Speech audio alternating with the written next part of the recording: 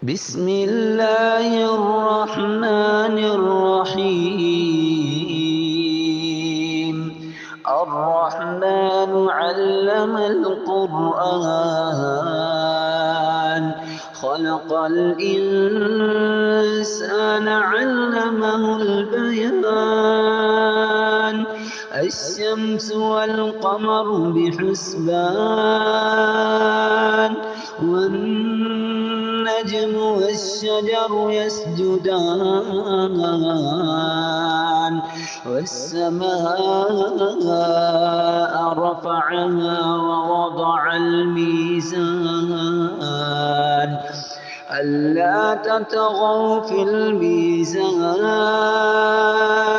وأقيموا الوزن بالقسط ولا تخسروا الميزان. والأرض وضعها للأنام، فيها فاكهة والنخل ذات الأكمام، والحب ذو العصف والريحان. فبأي آلاء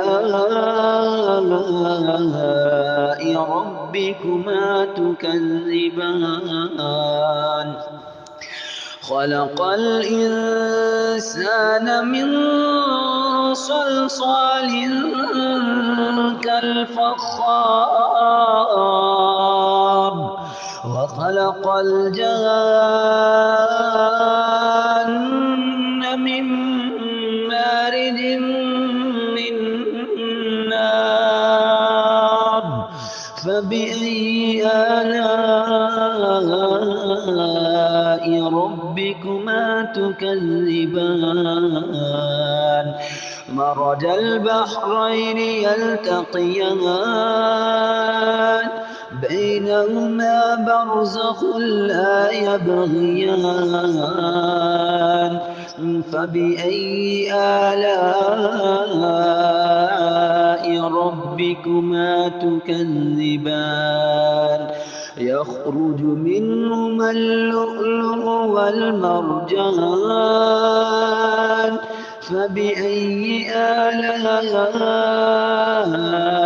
ربكما تكذبان؟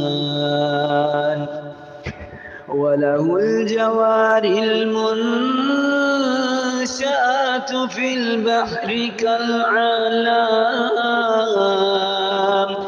فبأي آلاء ربكما تكذبان؟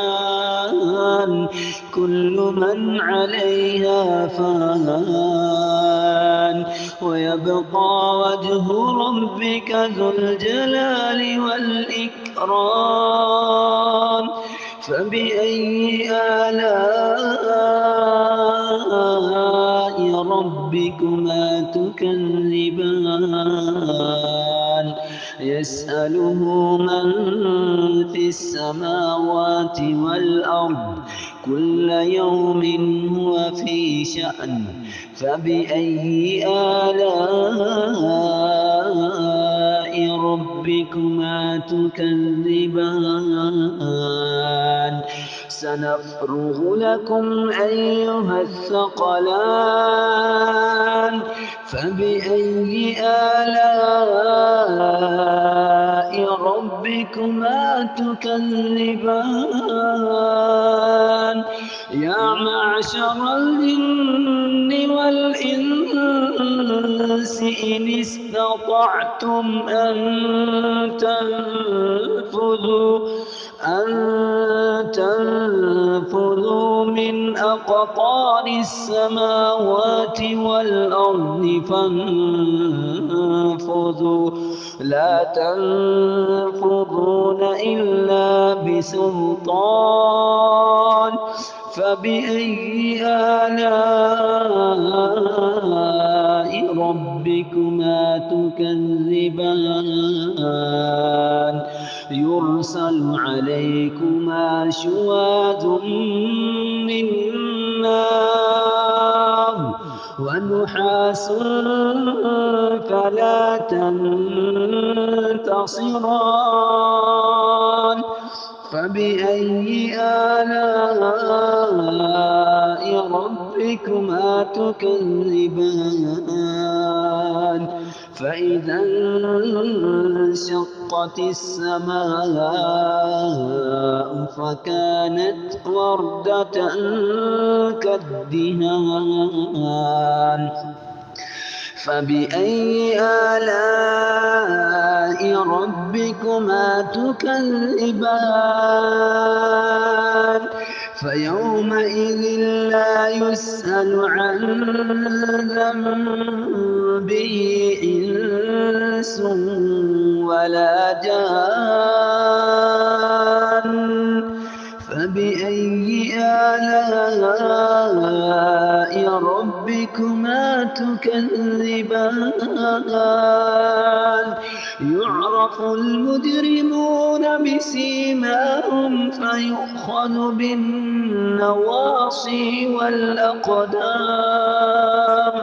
فبأي آلاء ربكما تكذبان هذه جهنم التي يكذب بها المجرمون يطوفون بينها وبين حميم آن فبأي آلاء ربكما تكذبان ولمن خاف مقام ربه جنتان